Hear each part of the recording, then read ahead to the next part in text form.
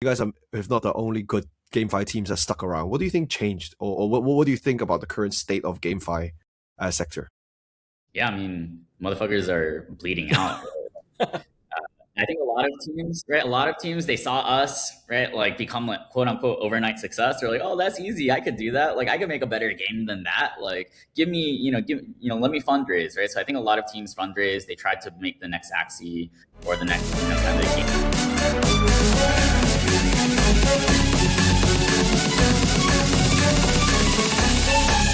I just wanted to let you know, jail's not that bad. It's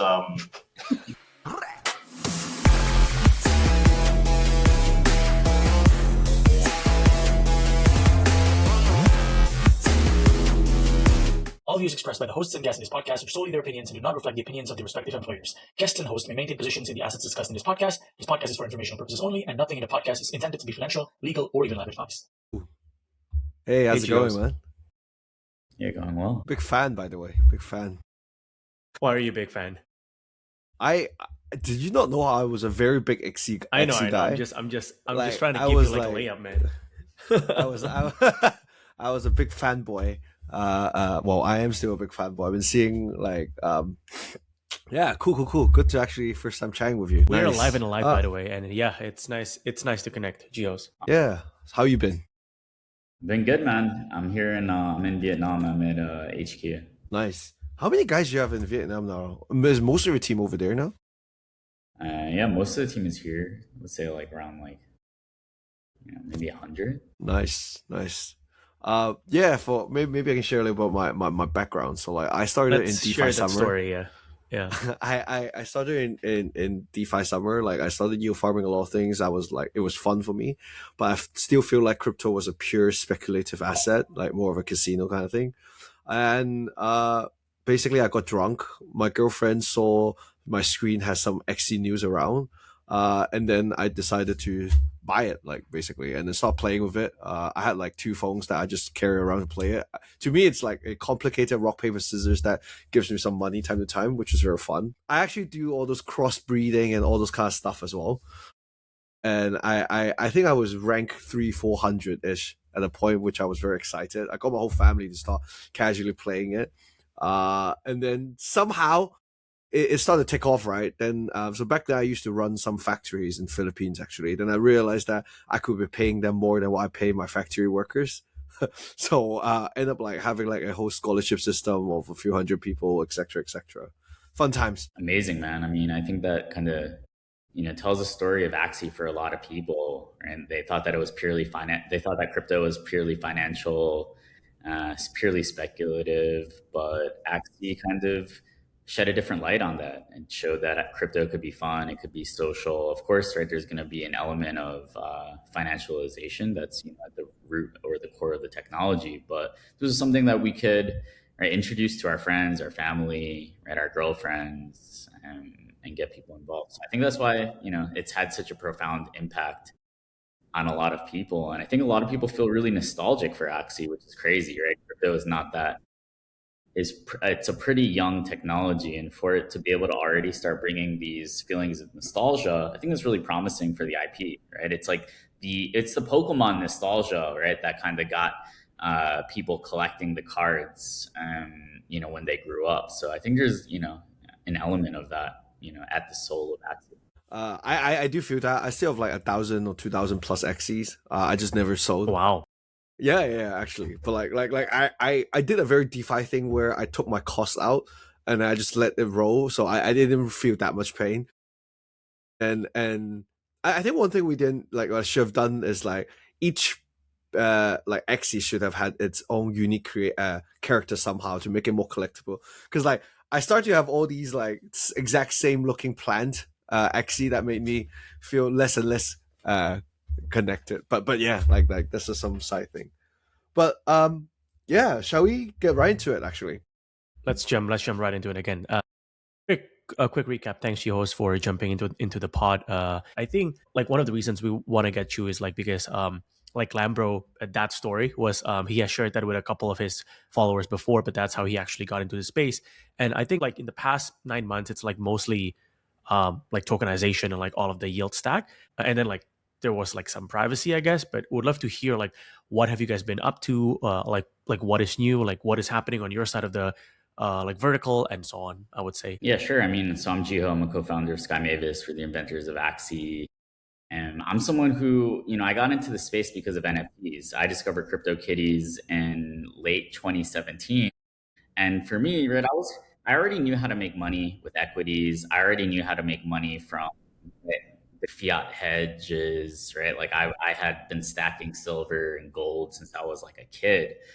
So for me, when crypto was just kind of digital gold and speculation, it wasn't that interesting to me. But when it started to become about culture, when I saw that it could be related to collectibles and gaming, right, that's what got me interested. I grew up playing video games. I'm half Korean. My mom is Korean. So like the first thing I ever did on the internet was play StarCraft. So I kind of saw that, hey, like the best way or a great way for people to get involved with new technologies is typically through games. Right, so crypto gaming could be a really big thing and a great way to get people involved with the technology. And so, yeah, I also like, I think really, for the DeFi audience here, I think really Axie was the combination of the game with Uniswap. It was only when Uniswap launched that Axie started to really take off, right? Our entire community got the Uniswap airdrop in 2020. So we started to basically see the intersection of DeFi with games, with collectibles, with NFTs. And I think that's, really at the power of Axie.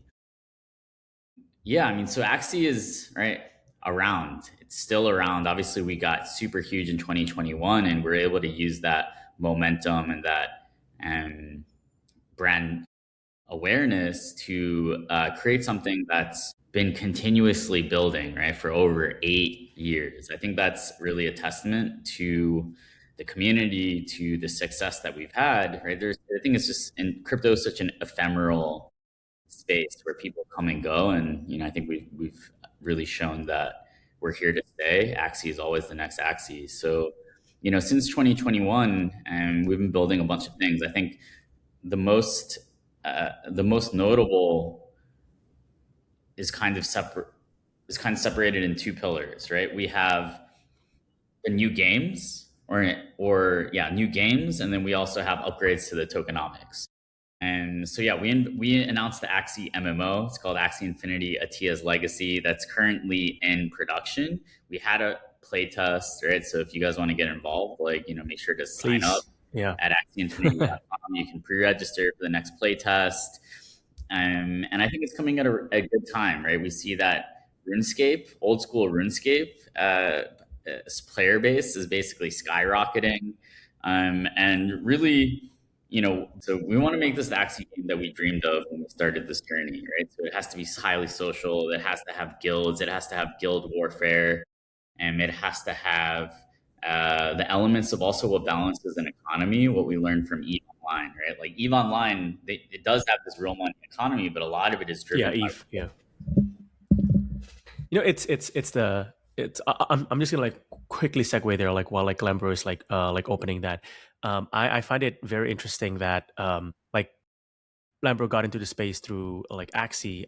I wasn't that into NFT gaming, but I actually played Ragnarok, EVE, and all of these early days. So I do understand sort of the MMO nature that you're trying to make a comeback. I do think it's probably one of the few only PMFs in the space that so it's interesting to see that you have the playtest and so on. Is it right now, I guess, is it your main focus is this MMO? Yeah, so on the Axie side, right, the main focus is building out this MMO. Yeah, you can just sign up right there on that homepage. But yeah, so this is something that we've heard for a while, is that people wanted to hang out with their friends, they wanted to team up, they wanted to fight in wars. And we're blessed to have the opportunity to build this out. So we've had over 1 million pre-registrations for this thing.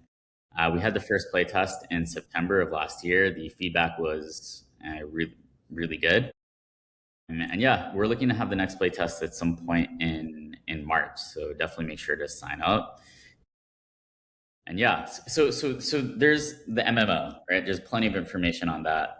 You can watch the trailer. I think that trailer has over 10 million views as well. But there's also the tokenomics side of things, right? And recently, AXS has been on a rally. So people are like, "What's going on? What's going on with Axie? Axie is still around. Axie is still freaking building." And so a lot of this is tied to upgrades to the tokenomics that we have coming. So I missed think this chart. I forgot about this. I did this chart from back in the days. I've screenshot and shared to so many people.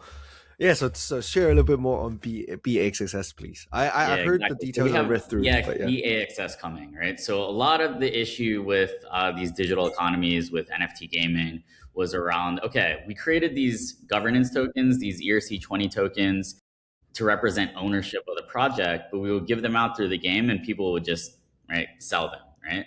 So that's not really achieving the goal of what we wanted, which was to basically distribute ownership. So bAXS is you can think of it as like bonded AXS. It's a form of AXS, but it can be staked, it can be spent, but if you want to actually sell it, there is a variable exchange rate, right? So the higher your gamer reputation, or the higher your reputation is, the lower that fee will be when you actually exchange from AXS to bAXS. And so this will, we project this to dramatically reduce sell pressure from in-game rewards, maybe around 40 to 50%. Also, an interesting thing about AXS is, this is a veteran token, was released in 2020. It also means that it's getting to the end of its unlock schedule, right? So the new inflation that's coming online is, getting dramatically lowered. Staking rewards went from 30% down to now 8 to 10%. So you have this, I think you have these dual catalysts of, you have Atia's legacy making a ton of progress. You still have a core community playing games like Axie Classic, still hundreds of thousands of monthly actives playing that game. Axie's treasury still makes around $100,000 a month, give or take, and which is one of the highest, top 5 when it comes to NFT project revenue, and especially on-chain revenues. So you have these dual catalysts of the MMO, you have the tokenomics reform, you have the maturation of the unlock schedule, and I think that's causing a lot of people to take a look at Axie. We saw that a lot of the volume is also coming from Korea on Upbit, right? So Korean traders are huge allies to the Axie community, right? During 2021, XS had more volume than Doge, than Bitcoin on Upbit. And so we're also seeing a bit of a rediscovery of AXS in one of our core markets for especially around traders. Nice. So let's dive a little bit more into bAXS. So from my understanding is that is the public information out yet, other than you talking about it time to time? Is there the exact mechanics out yet? We can talk about it. We're still finalizing a couple of details, but the idea is for it to go live in March. Okay. Nice. We're going to basically integrate it with a system called the Axie Score. So the Axie Score is already live. It's a system of user reputation, where basically the more assets you own, the more Axies, the more collectible Axies, the more land, the more in-game achievements you have, the higher your Axie Score. And so let's say I have a really low Axie Score. I might be paying this fee of 90% if I want to actually turn my bAXS into normal AXS so that I can sell it. So we basically want to incentivize users to spend AXS, to stake it, or if maybe they want to be able to sell it at a better rate in the future, they can also work towards improving their in-game reputation, which goes on to help the network. So this is actually probably the most prominent, or the first example or integration of app tokens, which is actually a new ERC20 token standard, which basically allows for way more programmability. So I think once again, you're also seeing that games are a great way to show off new innovations, new use cases, right? A lot of people had never used or interacted with the DEX. They didn't really understand why it was important, but right? I would say like 50 to 70% of like Uniswap's early user cohort came from the Axie community. And we actually think that app tokens will, right, like be a very, very, very popular and widely used token standard. But the most obvious first initial use cases are, related to games, related to managing digital economies. Understood. So app token is a new standard, right? Are you saying, just to double confirm? I see. Okay, interesting. So let's take a step back. Other than Axie, right? Like I feel like you guys are one of the you guys are, if not the only good GameFi teams that stuck around. What do you think changed, or what do you think about the current state of GameFi sector? Yeah, I mean, motherfuckers are bleeding out. I think a lot of teams, right? A lot of teams, they saw us, right? Like become like quote unquote overnight success. They're like, oh, that's easy. I could do that. Like I could make a better game than that. Like let me fundraise, right? So I think a lot of teams fundraise. They tried to make the next Axie or the next, kind of gaming related infrastructure. And, they realize it's not so easy. So we're seeing a lot of teams give up. I think that's a natural and good kind of evolutionary, thinning of the market, and only the true builders are left. That's also what happened, right? Like that's also what we saw in previous bear markets, where a lot of teams would give up, and that would also help attract the attention, the capital around like the teams that were actually sticking around, the teams that were actually building fundamentally useful things, right? So, of course, right, with Axie, you also have to think about Ronin, and Ronin has gone from just being the Axie chain to now a chain for many different types of games, and the games that are actually working and doing interesting things, having success, attracting users, right? The majority of those games are on Ronin. Teams like Fableborn, teams like Cambria, teams like Moku, teams like Fishing Frenzy, Angry Dynamites. These are all teams that are building on Ronin. They're able to survive. Many of these teams actually were able to raise fresh funding rounds in last year while everyone else was giving up. Yeah, I think gaming has been tough.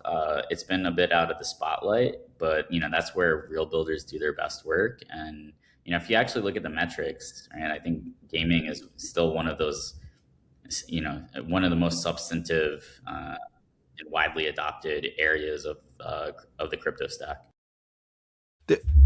GameFi has switched into many directions, right? There were people who were talking about you need to take the esport route, you need to take the route of scarcity, or the IP route, or it's not play to earn, play and earn, or it has to be like CS, where it's a collectible but it doesn't push the game.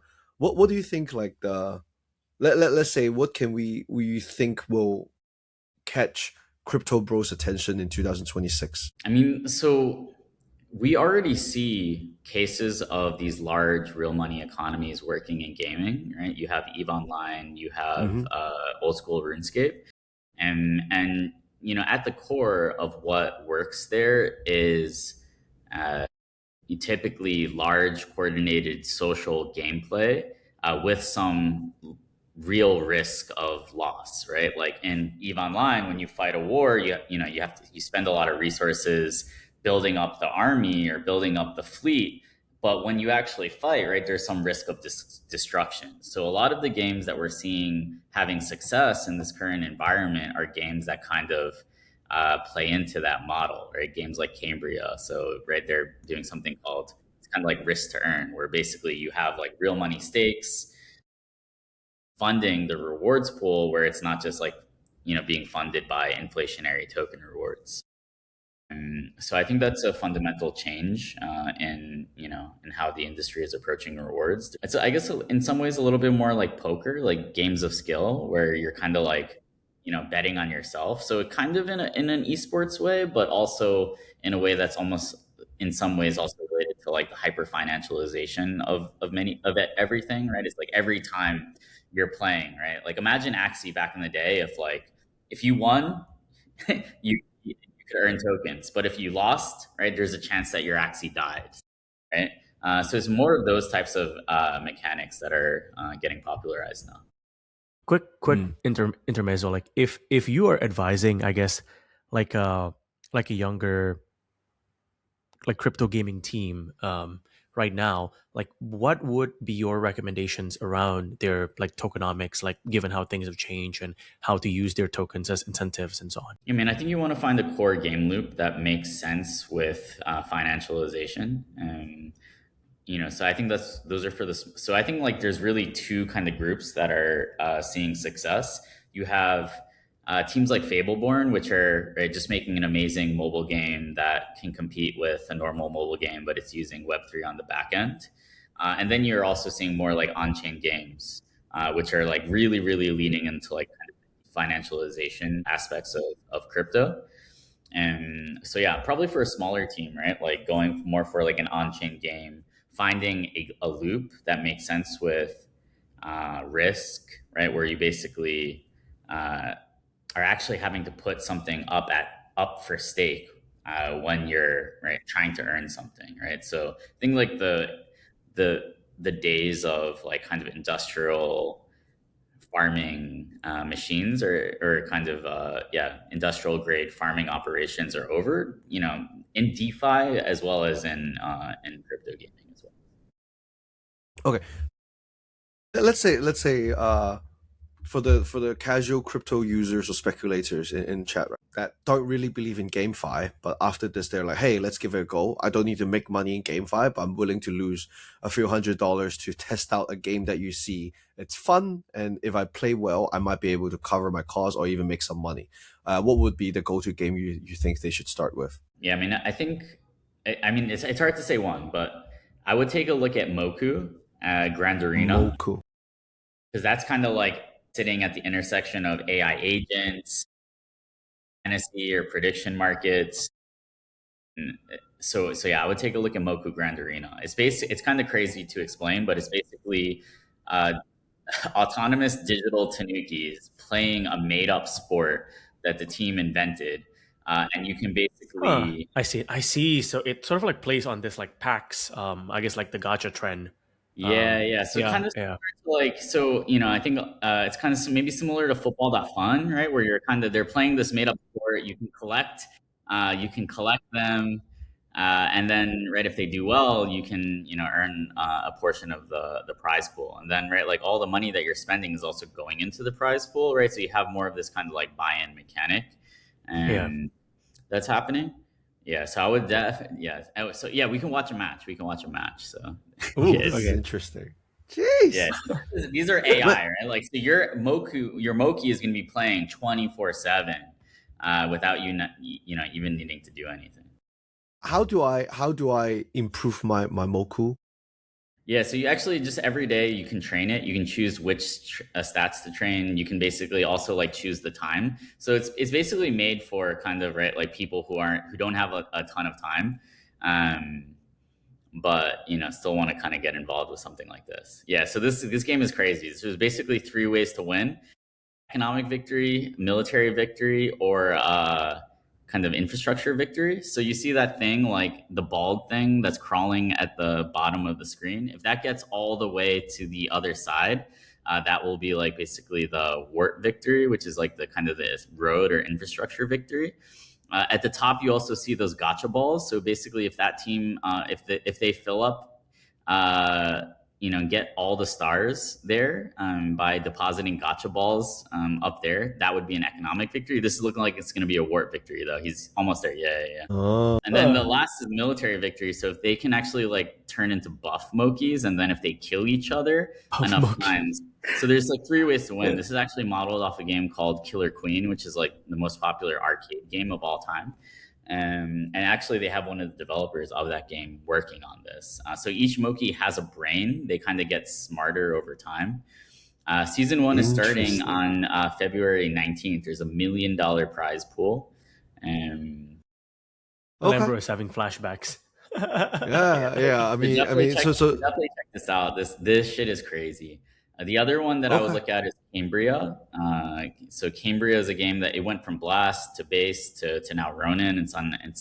I've actually briefly played that. It's like where you can like bet and like duel people, right?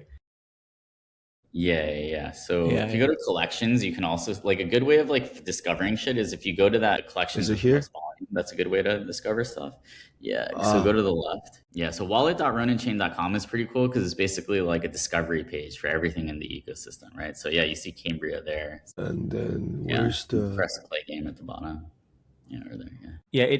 It really reminds me of like old school like MMORPG. Yeah, When I so looked this at is kind of the like just, yeah. pretty similar to old school RuneScape. So you basically will buy like a battle pass for the season. Those funds will go into a reward pool, and then basically, right, like you'll farm points by like killing other players, getting rare drops from mobs. There's so many different ways to basically get kind of the points that then like convert to like a percentage of the prize pool at the end of the season. And yeah, so then there's also like multiple game modes. So dual arena is kind of like, right, like high stakes RPS, where you're staking like ETH on every single battle. And then gold rush is more like the MMO aspect. So I these see. guys are doing really well. They just raised like, they were just able to raise like a funding round even in this environment. So definitely see. check out. This is kind of like more like, yeah, probably for the DeFi heads, but we've also been able to onboard, right, like old school RuneScape players directly into that game from like some of the merchant communities. And then yeah, like Fableborn. Fableborn is also interesting. This is kind of more like a web, kind of like a mobile game, and so it plays The like tower a defense or something. kind of mobile game, but you have a kind of a Web3 powered economy on the back end. And yeah, the gameplay is sick. They were able to TG really well, right? Like they TG'd at 100 to, I think it's at 200 mil, so they actually went up a lot. I think it was one of the only good Binance alpha launches recently. Oh wow! Wait, I think I remember this from long time ago. Yes, I mean, so they've been building, right? So I think the common theme with a lot of these, right, teams that are starting to see some success now is that they've been building, and now they're finally kind of getting ready to show off the product to the rest of the world. So yeah, I think they're in between seasons now, but definitely keep an eye on this one. One thing that I do like about the concept of like gaming and crypto is that it is like ultimately the way that you make money is like providing a product that people enjoy. It's almost like if you really looked at the amount of money that like these giants on like mobile games, just like weird games when you go left and right, or like any of these like old school like Clash of Clans, like they made a lot of money, right? Whereas like I feel like in crypto, a lot of like the only other PMF than games is really to facilitate value transfer between like speculation. So it's all like crypto finance, right? It's like either you take a spread from lending, you take a spread from like swaps, you take everything's just taking a spread. The other business model that seems to be working is gaming, and the team can work for a long time because in theory it's almost like there's like this, I feel like there's this perception in crypto, like outside of crypto gaming, that you have to make it right away or you're like dead. Whereas I can see definitely there's like a lot of gaming studios, they make revenue, even if let's say like the price is compressing or like it's a bear market. But if they're smart with their like go to market, it doesn't have to target crypto natives and so on. They can get income while all of this is happening, and then the token becomes like this additional incentive components, which to me is like, I don't know, like I just find it like a lot of people might overlook that, the fact that they might be able to build for a long time because they actually at least make some money, right? Whereas like without naming names, if you go to DeFi Llama, you have seen like L2s that raise like 300 million and like they make like $500 in like a week, right? It's like I mean, it's hard, obviously. Gaming also has a lot of issues, right? And I think it's just gaming has always been a hits driven business where it's kind of like winner takes all, and there'll only be a few financially viable games. It's also like even crazier in crypto where people are kind of fundraising from the community right at the beginning, and then right, if they fail, people will call it right, like a rug or whatever, where sometimes just failure without like bad intentions. But yeah, I mean, so there are teams that are right figuring out different models that are iterating towards the next generation of kind of gaming products and crypto powered games. And the cool thing about Nice. Axie is that we're able to just, hey, like, oh, this is working for this team, this is working here, let's try to combine all these things that are working into our products as well. And that's kind of a something that our partners also appreciate, because we can also test out right a lot of the ideas in Axie kind of for them. So I'm very looking forward for your MMORPG, not gonna lie. It's, I think that's what people say is like when they see the trailers, they're like, this is what we always wanted for Axie, right? Like obviously the card battler was cool, but I think there's something like really crazy. You guys want to watch the trailer we can watch the trailer too for Atia's Legacy. Yeah, so there's 1 million views on YouTube. I think it had like 17 million or 10 million views on X.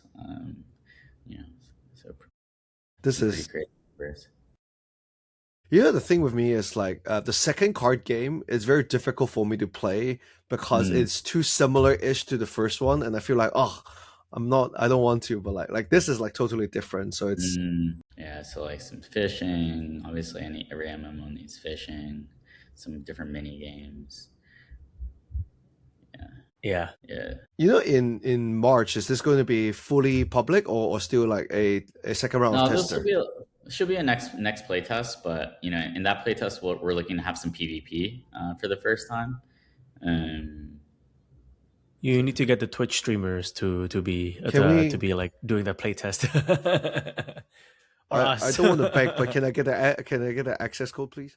Yeah, we got you. Nice. I actually can't wait. This is good shit. Only if it's launched now, because I'm out of trading for the next month or two. So I think this is the perfect fucking time.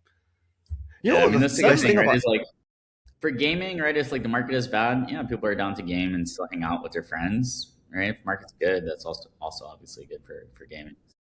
Bro, back in the days when I was playing Axie, I would have one screen that's trading, then I have one screen that's looking at my DeFi, like pull 2 rugs, and then like I would just be playing games waiting anything to happen. Like that was good shit. Those are the glory days. Glory fucking days, bro.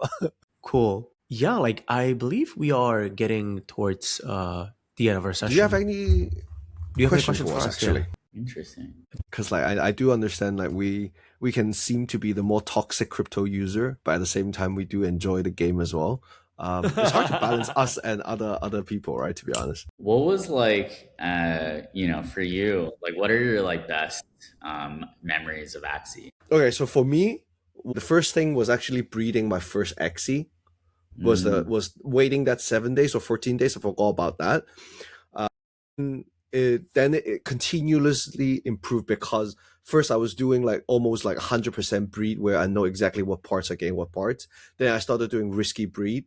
Then it was like me trying to combo weird parts together, like plant body, fish attack, poison back, those kind of stuff. Those were very fun for me. And the fact that I have to wait for 7 days I hated it, but like I liked it.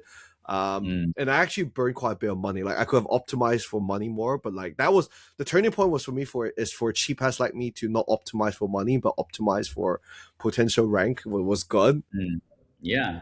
So right, there's like even right, like that was the idea, right? Is like it can't just all be about money, right? So there has to be some emotion, right? So I think that's one of the things that gaming has the potential to do is right, like to add some emotional, right?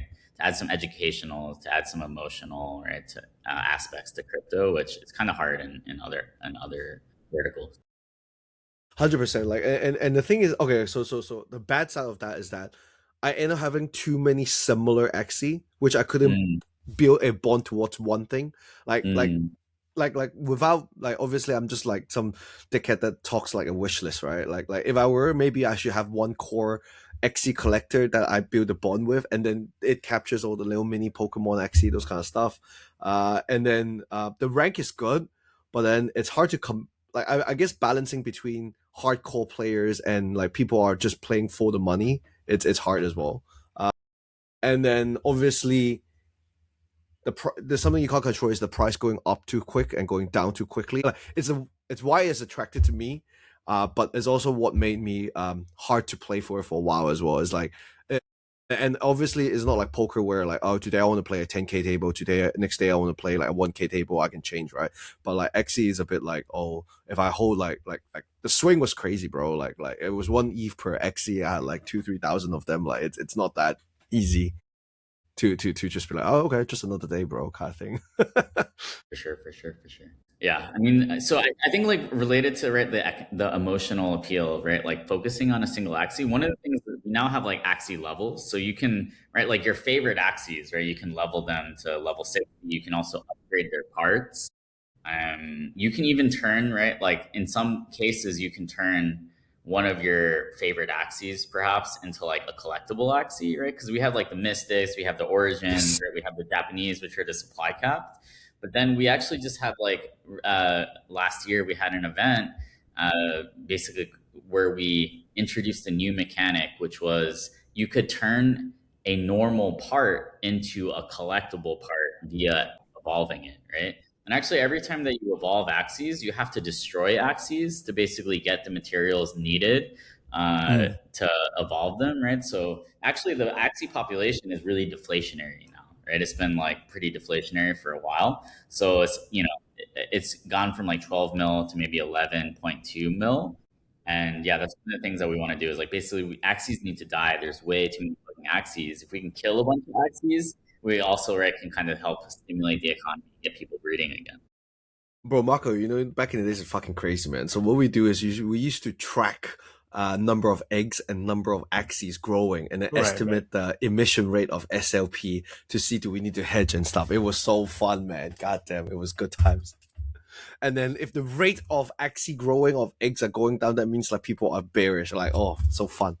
All right, bro, man. Thanks for doing this. I don't want to hold you for too long. There's a question that we ask everyone in the stream is that, what do you think it's required to make it in crypto? I mean, you have to play towards your spec, right? Like we kind of all have unique talents, right? Some of us are good storytellers. Some of us are good like quants or traders. Some of us are good devs. So I think like first, like you have to kind of, right, like recognize or identify what your unique strength is, what the thing that you're best at is, and then, right, it's kind of like hone in and eliminate all distractions so that you can really focus on that, right? And then I think it's focus over a long period of time with consistency. And you know, I don't think I know anybody, right, like who was around, who was kind of crypto class of 2018, right, like just kept working and whatever and using their skill set. You know, I think everyone who was crypto class of 2018 who came in even at in 2018 during like almost the ICO boom, right? I didn't see anyone who came in, right, and didn't work for like 6 years, four to 6 years or whatever uninterrupted, that didn't, right, make it in some way or another, right? Whether, and that kind of depends on, you know, obviously how you define that. You know, I think the most popular way is via money, but I've also, you know, seen people find their wives, right, like in crypto, start families, make a ton of friends. Obviously, all that stuff is also great. I feel a bit attacked. Like, I don't think I've made it after 6 years in crypto, but sure. But yeah, thanks for your time today, sir. Thank you, Jihoz. Thanks for having me. This was a lot of fun. I'll see you guys in Lunasi in the next Axie playtest for Atia. Yeah. I'll ping you for some codes. I definitely want to try. So everybody follow me. I'm Jihoz Axie, JIHOZ _Axie. Download Ronin Wallet if you want to get involved. There you go. And check out some of the wallet.roninchain.com. Yeah, you know, there's, I would say that there's a surprisingly diverse amount of content that can be experienced on the chain right now. And yeah, it could be a good time to get involved. So yeah, you know, follow me for updates. You know, definitely sign up for that Axie playtest, and yeah, I'll see you guys soon. This guy's always on the grind, bro. You know, this is like That's first good. founder that actually did that right in the end. I know, right? I was just gonna say, always you're be like chilling. Like, you're like the first one that drops all of the links and the URL. Yeah. So that's good, man. Yeah, it's a good sign. Yeah. Like, I'm not a dev, you know, so I have to work for my food. All right, take care. We'll see you next time. Cheers.